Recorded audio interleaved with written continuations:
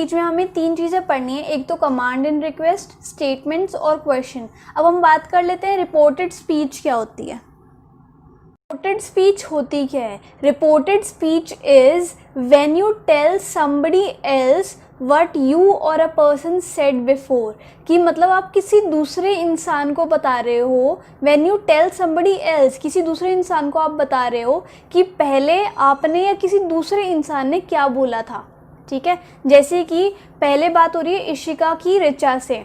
क्या बात हो रही है? इशिका ने कहा कि आई am visiting Paris next weekend, कि मैं अगले वीकेंड पे पेरिस जा रही हूँ। किसने कही? इशिका ने ऋचा से कही।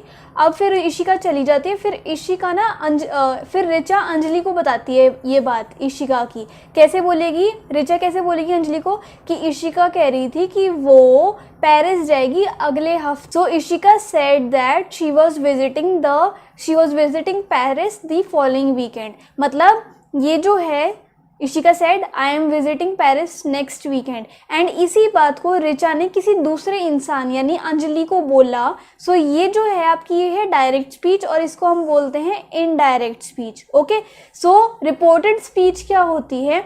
when you tell somebody else what you or a person said before. Okay, so इसमें क्या होता है?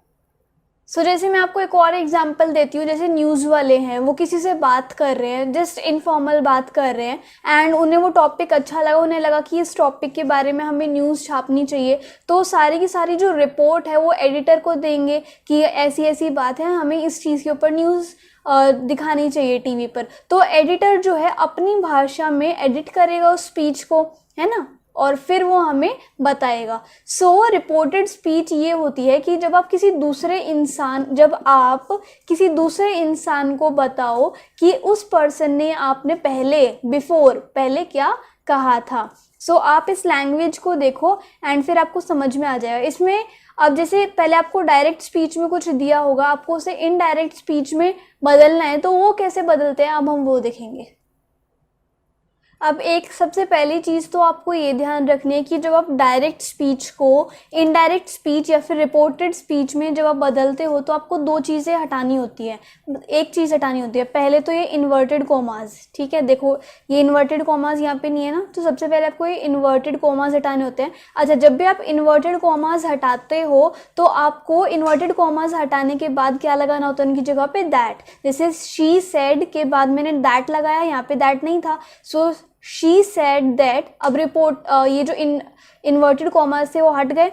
उसके बाद जैसे प्रोनाउन है आई, वो दूसरे प्रोनाउन में बदल गया। ठीक है, एंड ये जो टेंस था आई एम विजिटिंग, ये प्रेजेंट कंटिन्यूस था, ये किस में बदल गया? वॉज विजिटिंग में। सो ये सब कुछ चेंजेस आते हैं। अभी फिलहाल आप ये याद रखो कि आपको इन्वर्टेड कॉमास हटाने हैं और दैट लगाना है। अब मैं आपको बताती हूँ कि प्रोनाउन कैसे चेंज होते हैं और टेंस में क्या क्या चेंज आता है।